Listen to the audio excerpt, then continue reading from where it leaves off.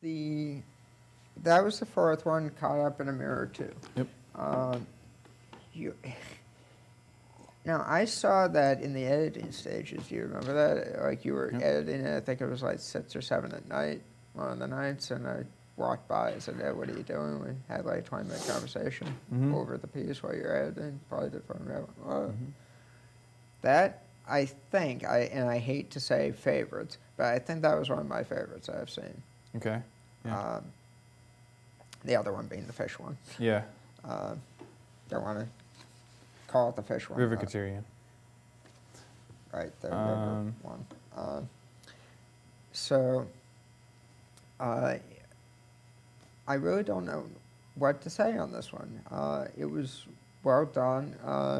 I'm curious. I know you reused footage from the first one. What else did you do that helped make it?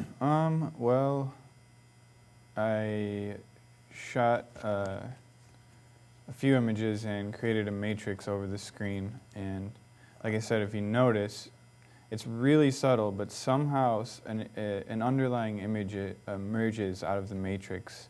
So you're experiencing one image here, the exact same image here, the exact same image here in a grid.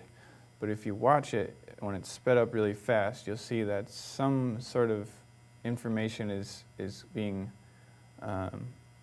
disseminated in an organized fashion from different points, and you can almost see an underlying image that's emergent from the matrix of identical imagery.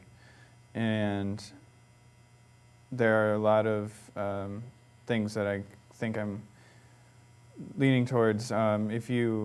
Time is infinite to me. You can't really break it down. You can go down and measure the smallest possible unit of time you can, but if you could conceive of it, you could keep going and going and going, and that's kind of where I'm going when I zoom in on the tip of a candle flame. Just keep going and going and going, and without it degrading like a vector image based on Mandelbrot algorithms. You can just keep going and going and going, and that's kind of what I'm getting at with this as far as the infinity of time. So in other words, time keeps on going no matter what happens. Absolutely. It's infinite. So I guess that kind of goes against what I've been hearing all these years about the world's coming to an end. Well, the world may come to an end, but time will still go. I mean... But if we're the ones that make time, how does that work? Well, basically, what we know of time isn't actually carved in stone as the way it is. It's just the way we describe it with equations is in like the form of wave functions is just a way that we can understand it. It's not carved in stone as saying these are the physical laws of our universe. And I think time is the most mysterious one to tackle, really, topic to tackle. That's fair enough. I don't know if that answers it, but I'm trying to... No, that's as diplomatic an answer as I've ever heard. Yeah. I really don't have any answer for that myself, so that should suffice. Yeah. One of the images is I'm trying to illustrate is kind of like a Kerr black hole, which is the only black hole really that I think mathematically that we can travel through.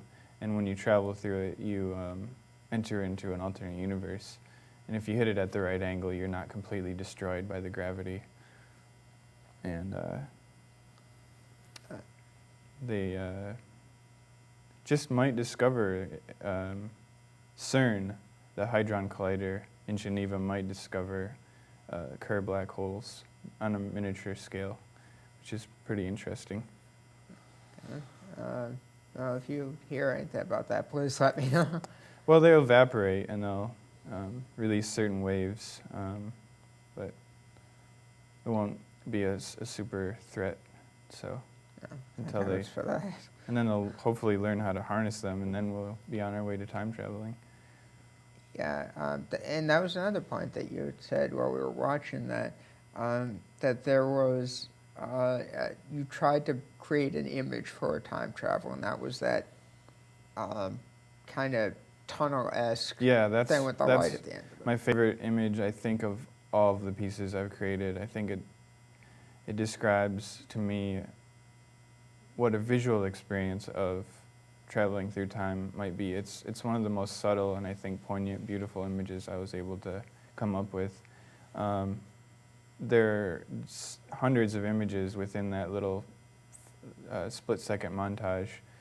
It kind of reminds me of dying, the tunnel, going towards the tunnel of light or whatever. Or there's the Bug's Life joke there. Don't go towards the light. I can't help it. Yeah. But yeah, it's one of the successful illustrations. Yeah, I would put that right up there with the Back to the Future myself, for the way that they show time travel. Okay. I don't recall the specific montage they used, but They didn't really use much of a montage. It was just kind of like a... the car disappearing and all that. Yeah, and then they show up in the other place. And then like some sort of whirling thing when they occasionally went inside the car. The void. Yep. Yeah. But clearly I think that is the best non-car related. Yeah, well, I think what that also somehow I intuited was the experience of my main character in my graphic novel / film. When he's captured by the antagonist, he has to experience 3 pills. The first pill is love, the second pill is fear, the third pill is everything in between. And everything at once, more specifically. And in the experience, he experiences his entire life at once, but not only that, the entire time of the universe at once. And it was designed to kill him, but it just made him stronger. And that's kind of what I'm illustrating, is the initiation of everything at once as it comes. That would be everything at once in slow motion to the infinite power, because everything at once is just everything at once. It's an instant, a still point in time, and you can't really experience much at that rate without time traveling. But that's kind of what I'm trying to illustrate. Ready? Now, I don't know if we can show this or not, but I'll ask the question. The DVD menu on that DVD is one of your drawings from your graphic novels, right? Yeah, yep.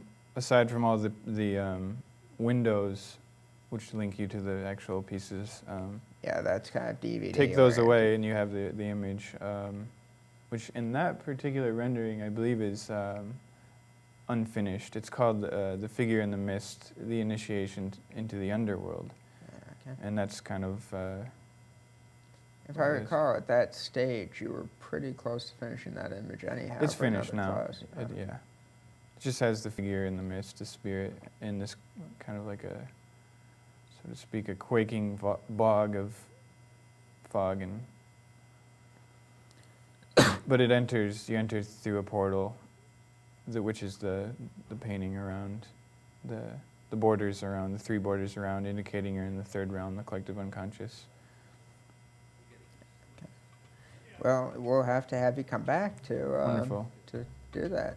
Great. And talk to us more about your graphic novel. We'll have to do another one with you and your script. And apparently you and your music we have to do. That'd be great. For. Yeah. So we'll try to set up for another 3 at some point. Thank you for coming by, All sir. right. You're welcome. And I guess with that, I should say that this has been Burlington College Presents. Thank you, Anthony Green, once again for coming by. My pleasure. And